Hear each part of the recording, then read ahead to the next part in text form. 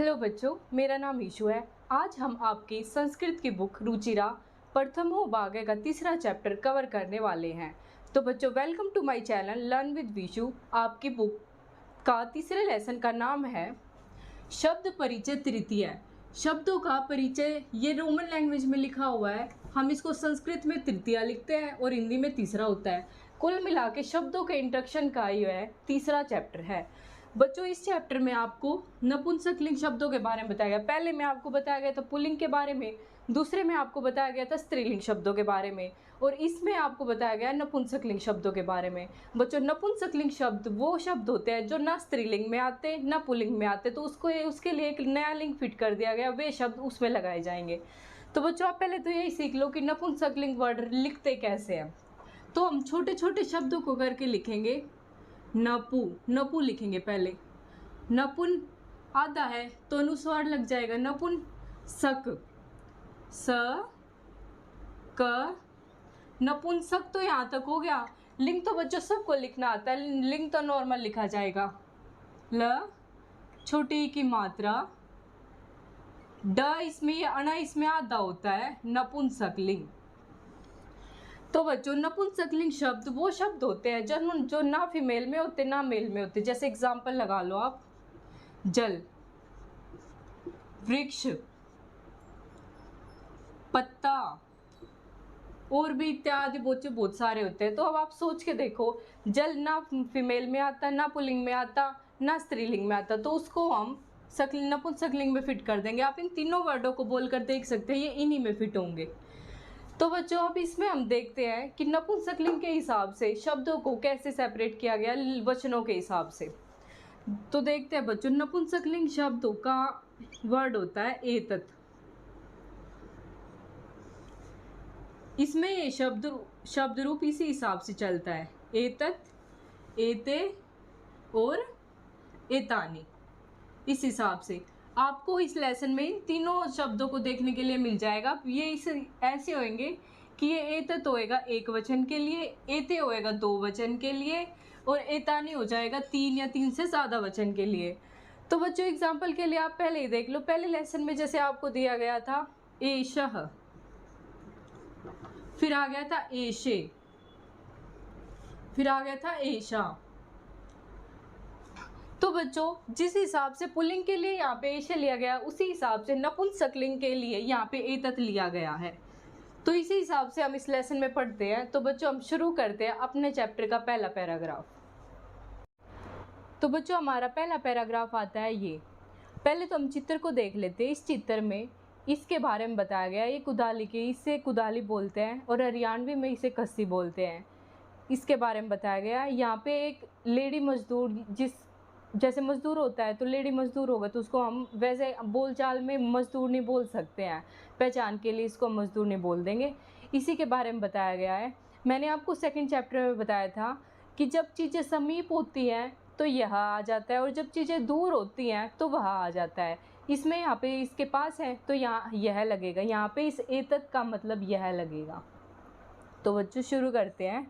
एतत् यह, यानी कि ये, किम क्या है, यह क्या है, एतत् यह, खनित्रम, खनित्रम का मतलब होता है कुदाली, कस्सी, यह कुदाली, अस्ति है, श्रमिका, श्रमिका यानी कि मजदूरनी, मजदूरी, खनित्रम, कुदाली को चालयती, चला रही है, मजदूरनी कुदाली को चला रही है। यह क्या है, यह कुदाली है, मजदूरनी कुदाली को चलाती है। नेक्स्ट है बच्चों हमारा, अब जैसे ये चित्र दूर हो गया तो यहाँ हम इस तत् का मतलब लगाएंगे वह। तो तत् माने वह, किम क्या है, वह क्या है, तत् वह, विश्राम गृहम, विश्राम यानी कि रेस्ट करना, गृहम का मतलब घर, विश्राम गृह है, अस्ति है, वह विश्राम गृह है, किम क्या, अत्र, अत्र का मतलब होता है यहाँ, इसमें, भित्तिकम, भित्तिकम का अर्थ होता है दीवारें, अस्ति है, क्या यहाँ दीवारें हैं, अत्र यहाँ, भित्तिकम दीवार, न नहीं, अस्ति है, यहाँ दीवार नहीं है। वह क्या है, वह विश्राम गृह है, यानी कि रेस्ट करने की जगह है, क्या यहाँ दीवारें हैं? यहाँ दीवारें नहीं हैं। नेक्स्ट है बच्चों, जैसे ये इसी के पास दिया गया है, लेकिन यहाँ पे दो चीज़ों का वर्णन किया गया है। यहाँ पे ये एक सुनार बैठा हुआ है और ये अपने हाथों में दो अंगूठियाँ लिया हुआ है। मैंने ये एरो बना के दिखा रखी है और इन्हीं के बारे में इस पैराग्राफ में बताया गया है। शुरू करते हैं। एते वे दोनों, एते द्विवचन को रिप्रेजेंट करता है। ये दोनों यानी कि यहाँ पे दो चीज़ें हैं। ये दोनों के क्या हैं? ये दोनों क्या हैं? एते ये अंगुलिके, अंगुलिके का मतलब होता है अंगूठियाँ, रिंग। जैसे ये इसको हम संस्कृत में बोलते हैं रिंग, अंगुलिके, रिंग, अंगूठियाँ।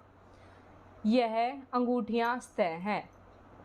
सुवर्णकार है सुनार, सुवर्णकार का अर्थ होता है बच्चों सुनार।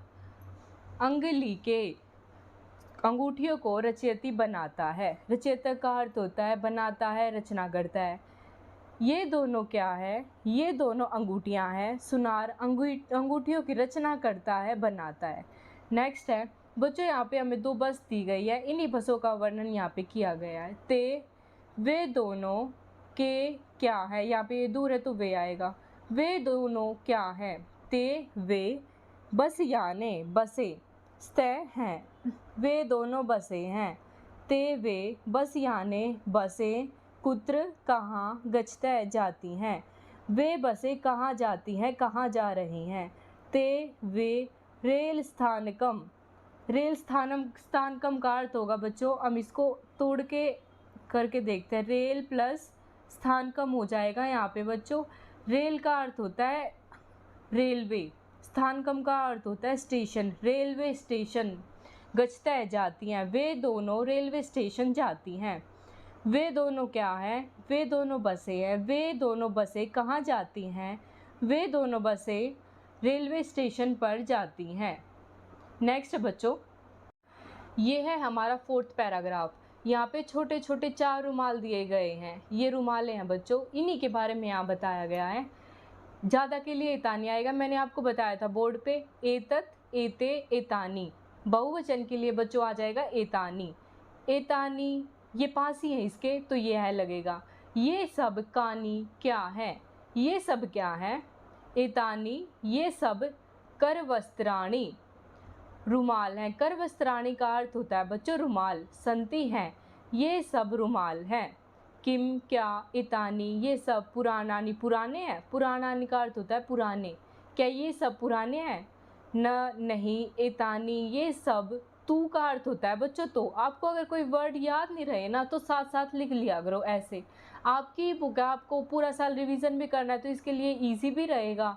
और आपको ही आपकी बुक है तो ऐसा कोई चक्कर भी नहीं कि भाई गंदी कर दी ये वो। तो शुरू करते हैं। न नहीं एतानी ये सब, तू तो नूतानी नए हैं। नहीं ये सब तो नए हैं। ये सब क्या है? ये सब रुमाल हैं। क्या ये सब पुराने हैं? नहीं ये सब तो नए हैं। नेक्स्ट बच्चों, ये चित्र दूर दिया गया है तो यहाँ लगेगा वह। और ये है ना बच्चों लंबा सा केले का पेड़ होता है और जो साइड में आपको दे रखा है ना गुच्छा सा, ये केले है बच्चों। केले गुच्छे में लगते हैं, एक दूसरे के ऊपर लेयर सी बनी रहती है। और है ना कच्चे केले भी यूज़ हो जाते हैं और पके हुए केले भी यूज़ हो जाते हैं। तो यहाँ पे तो इन्होंने येलो येलो पके केले दिखाए गए। अगर ग्रीन ग्रीन से होते हैं तो बच्चों कच्चे केले होते हैं जिनकी सब्जी भी बनाते हैं हम। इसी के बारे में यहाँ बताया गया है। तानी वे सब कानी क्या है? यहाँ पे पेड़ तो एक है तो जाहिर सी बात है बहुवचन है। बहुवचन तो यहाँ पे केले ज़्यादा है तो इन्हीं के लिए ये पैराग्राफ लिखा गया है। तानी वे सब कानी क्या है? तानी वे सब कदली फलानी। इस कदली फलानी का वर्ण विच्छेद करके देखते हैं। कदली प्लस फलानी। कदली का अर्थ होता है केले के, फलानी का अर्थ होता है फल, संति हैं। वे सब केले के फल हैं, वे सब केला फल हैं। किम क्या? तानी वे मधुरानी। मधुरानी का अर्थ होता है मीठा, मधुर। क्या वे सब मीठे हैं? आम का अर्थ होता है हाँ और नय का अर्थ होता है नहीं। आम हाँ। तानी वे सब मधुरानी, मधुर यानी कि मीठे। चय का पोषकानी, पोषक यानी कि हेल्दी, चय और हैं। बच्चों च हमेशा ना लास्ट में दिया जाता है, लेकिन इसका अर्थ है ना इन्हीं सब शब्दों के किसी बीच में लगता है, तो हम जब इसका अर्थ लिखेंगे तो ऑटोमेटिकली इस च को आगे लगा के अर्थ कर देंगे। जैसे अभी इस लाइन में हो जाएगा, हाँ वे सब मीठे च और हेल्दी पोषक हैं। वे सब क्या है? वे सब केले फल हैं। क्या वे सब मीठे हैं? हाँ वे सब मीठे और पोषक हैं। तो बच्चों ऐसे आपके 6 पैराग्राफ यहाँ ख़त्म हो जाते हैं। नेक्स्ट हम करते हैं शब्दार्थ, शब्द और अर्थ। एतत् मैंने आपको बताया था नपुंसकलिंग है, तो नपुंसकलिंग को अगर छोटा करके लिखना हो, ज़्यादा टाइम नहीं और वैसे समझाना हो कि हाँ कि नपुंसकलिंग है, तो ऐसे लिख सकते हैं नपुन और ऊपर अनुस्वार लगा देंगे। यह विश्राम गृहम, विश्रामालय विश्राम करने की जगह। अत्र यहाँ, भित्तिकम घेरा और दीवार, खनित्रम कुदाल खनती, श्रमिका मजदूरनी चालयती चलाती है, एते ये दोनों, बसयाने दो बसें। कुत्र कहाँ, यह आ गया कुत्र कहाँ। गच्छतः जा रहे हैं, जा रही है। रेल स्थानकम स्टेशन, रेलवे स्टेशन। अंगुलीकये दो अंगूठियाँ। स्थ है, सुवर्णकार है, सुनार सोनार। एतानी ये नपुंसकलिंग बहुवचन। कदली फलानी केले के फल। मधुरानी मीठे अच्छे। पोषकानी पोषक। करवस्त्राणी रुमाल। पुरानानी पुराने। नूतनानी नए। बच्चों मैं यहाँ पे एक वर्ड समझाना चाहती हूँ, कर वस्त्राणी।